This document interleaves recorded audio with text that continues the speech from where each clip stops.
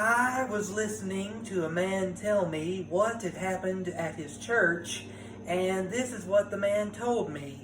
So, a couple people wanted to get baptized outdoors, and a little ways behind the church there was a creek for if anyone wanted to get baptized outdoors.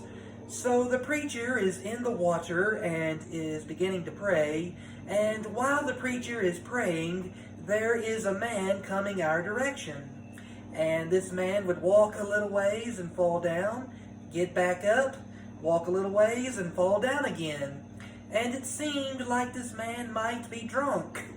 So the preacher is still praying and does not know what is going on.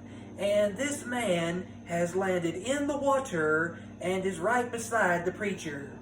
The preacher says amen and says to the man, "Are you ready to find Jesus?" And the drunk has a strange look on his face and says, "I guess."